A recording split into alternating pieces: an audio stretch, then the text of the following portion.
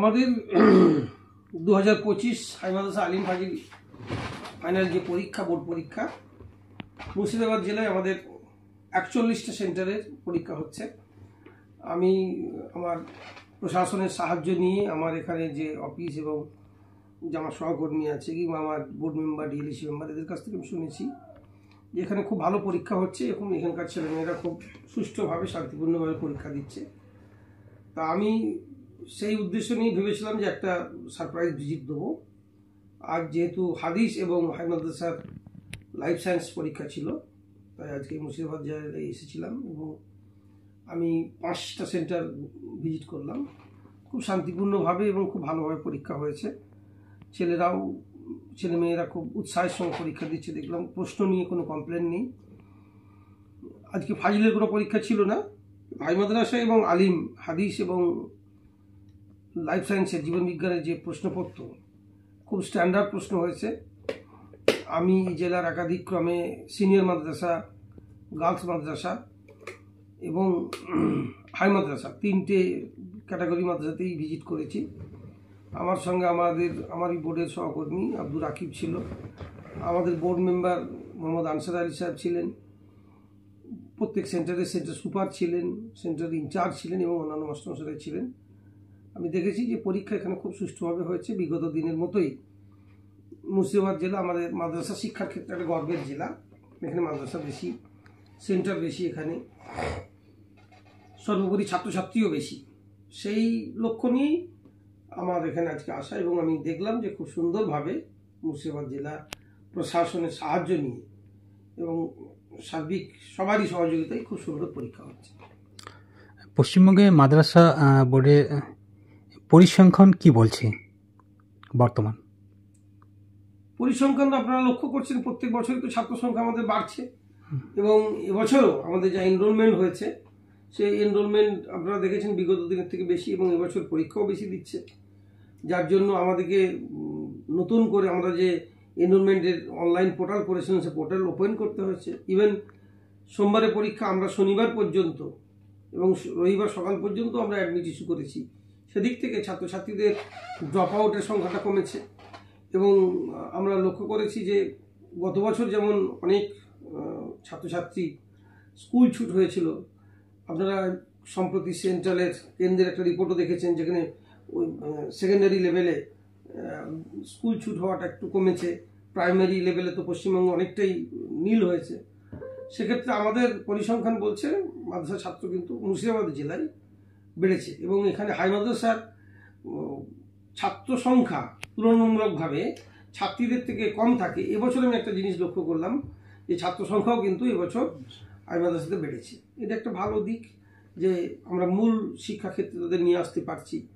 আমরা জানি যে আর্থসামাজিক বিভিন্ন কারণে হয়তো মাইগ্রেটেড লেবার হয়েছে, হয়তো তারা পরিযায়ী শ্রমিক হয়েছে, কিন্তু এখন শিক্ষার যে প্রয়োজনীয়তা রয়েছে এটা কিন্তু তারা বুঝতে পারছে। ফলে স্কুল ছুটের সংখ্যাটা কিন্তু আমরা কমাতে পারছি, সেটাই আমাদের এই পরিসংখ্যানই কিন্তু বলছে। যেখানে যেটা একটা ভালো খবর যেটা বিভিন্ন সময় আসে যে ছাত্রীদের এডুকেশনের সংখ্যা যেহেতু বাড়ছে, যেটা আপনি দাবি করলেন যে পাশাপাশি ছাত্র সংখ্যা পরীক্ষার্থীও বেড়েছে, এই যে ছাত্র সংখ্যাটা দিন বে দিন কমছে, এই বিষয়ে আপনাদের বিশেষ কোনো নজর আছে? হ্যাঁ, আমরা তো বিভিন্ন পরিকল্পনা, তার জন্য কি উদ্যোগ নেওয়া হচ্ছে? আমরা যেটা লক্ষ্য করছি, সেটা আপনারাও স্বীকার করবেন যে ছাত্রী সংখ্যার ড্রপ আউট কমে যাওয়ার বড় কারণ হলো আমাদের মাননীয় মুখ্যমন্ত্রীর মমতা বন্দ্যোপাধ্যায়ের বিভিন্ন সামাজিক প্রকল্পগুলো, যেখানে রূপশ্রী রয়েছে, কন্যাশ্রী রয়েছে, সবুজ সাথী রয়েছে, ইন্টার্নশিপ রয়েছে গার্লস স্টুডেন্টদের জন্য। ছাত্রদের জন্য তো সেভাবে এটা নেই এরকম। তা ফলে তাদের একটা লোভ আছে, একটা বড় মোবাইল কিনবো, একটা বড় ও চাকরি করছে বা ও রোজগার করছে, আমাকেও কি রোজগার করতে হবে। কারো বাড়িতে আবার পরিবারের দায়িত্বও বড় ছেলের উপরে এসে পড়ছে। এই সব মিলিয়ে এদিকে কীভাবে মূল স্রোতে আনা যায় সেই নিয়ে আমরা বিভিন্ন কাজ করছি। আপনারা জানেন আমাদের পাইলট প্রজেক্ট চলছে, এখানে 2 দিন ধরে বিভিন্ন প্রোগ্রাম হয়েছে। ইউনিসেফ এবং বিক্রমশীলা টাটা ট্রাস্টের উদ্যোগে তাদেরকে কী করে স্কুলমুখী করা যায়, স্কুলের শিক্ষার প্রয়োজনীয়তা কী, তার বিভিন্ন কাজ আমাদের চলছে এবং সেখানে স্টেমের কাজ হয়েছে, তাই তো স্টেমের কাজ হয়েছে, সেখানে কেরিয়ার কাউন্সিলিং হয়েছে কিভাবে এরা মূল স্রোতে ফিরে আরো এগিয়ে যেতে পারে, তাহলে চেষ্টা একটা চলছে। তবে এটা ঘটনা মানে আমাদের আর্থসামাজিক পরিবারের যে প্রেক্ষাপট মাদ্রাসা স্টুডেন্টদের, সেখানে আমরা দেখছি যে ছেলেরা হয়তো অনেকেই চলে যাচ্ছিল, কিন্তু এখন আবার ফিরে এসে ক্লাসমুখী হয়ে, যেন আমি এবছরই অনেকগুলো মাদ্রাসা এনরোলমেন্ট করলাম ফর্ম ফিল আপের পরে, যারা কিন্তু মাইগ্রেটেড ছিল, পরে তারা এসেই বলছে যে না স্যার আমরা পড়তে চাই, আমাদের পড়ার পরীক্ষা দিয়ে একটু ব্যবস্থা করা যাক। এটা একদিনে হবে না, আস্তে আস্তে আশা করছি আমরা এই পরিসংখ্যানটা আমরা ছুঁয়ে ফেলতে পারবো। এবং এবছর আমি হাই মাদ্রাসা আলী আর আলিম ফাজিলের 3টে স্ট্যাটিস্টিক দেখছিলাম। গত বছর যেখানে ছিল 65% মেয়ে, 35% ছাত্র, এখন কিন্তু ওটা কমে গেছে, এখন 62 আর 38 হয়ে গেছে। ফলে আস্তে আস্তে লক্ষ্য করছি যে এদিকেও গ্রাফটা ছেলেদেরও কিন্তু এগোচ্ছে, ফলে এটা একটা আশার দিক। এবং এ নিয়ে আমাদের বিভিন্ন পরিকল্পনা আছে, বিভিন্ন প্রোগ্রামও চলছে টাটা ট্রাস্টকে নিয়ে, ইউনিসেফকে নিয়ে এবং বিক্রমশিলা এডুকেশন সোসাইটিকে নিয়ে। দেখা যাক আগামী দিনে হয়তো আমরা এটা কাটিয়ে উঠতে পারবো। আরও এই অভিভাবকদেরকে নিয়ে আরও সচেতনতা হওয়া প্রয়োজন বলে মনে করছেন, বা কোথাও পরিযায়ী শ্রমিক থেকে ইউটার্ন নেওয়ার জন্য? একদম, আপনারা জানেন যে এই জন্য সর্বপ্রথম ওয়েস্ট বেঙ্গল মাদ্রাসা বোর্ডই ম্যান্ডেটরি করেছে প্রত্যেক এমসিতে একটা করে মহিলা রাখার জন্য। আপনারা এটা বোধহয় জানেন না, আমাদের এমসি হতে গেলে মহিলা থাকতে। প্রত্যেক বছরের মতো এবছরও আমাদের ওয়েস্ট বেঙ্গল বোর্ড অফ মাদ্রাসা এডুকেশনের তরফ থেকে হাই মাদ্রাসা, আলিম, ফাজিল এই 3টি পরীক্ষা একসঙ্গে কন্ডাক্ট করা হচ্ছে। গোটা মুর্শিদাবাদ জুড়ে 41 নাম্বার অফ এক্সামিনেশন সেন্টার রয়েছে এবং এই এক্সামিনেশন সেন্টারগুলো 19টা থানার মধ্যে ছড়িয়ে ছিটিয়ে আছে। টোটাল পরীক্ষার্থীর সংখ্যা এবছর দাঁড়িয়েছে 15,563 জন। এর মধ্যে হাই মাদ্রাসা পরীক্ষার্থীর সংখ্যা সবথেকে বেশি, 12,454 জন।